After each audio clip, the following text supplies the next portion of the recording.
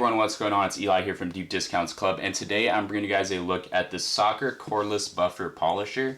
Right off the bat, there's multiple things here that you can attach to this polisher. Looks like this is some very fine grit sandpaper. You've also got this spongy pad, another one. You've got this thing just help you like really polish whatever you want. Another kind of similar thing, this is kind of like a fuzzy surface there. And then here looks like you got a battery. This is actually an apron that's included. And it's got this pocket on the front, so this will protect you from anything that might get on your clothing. Then you've got the user manual. And here is the polisher itself. So I take it out. It's got the cable right here. So right off the bat, you've got this surface here, which is a Velcro surface, and it allows you to attach the attachments on there. On the back, you've got the power switch, very simple to use. You can adjust the speed on the side there for whatever you're using this thing for.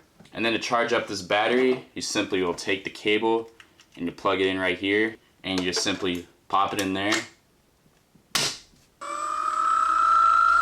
like you got some lights there on the side. Speed 6. So the grip feels very nice in the hand. Speed 4, speed 3. That's pretty much it. Thanks for watching.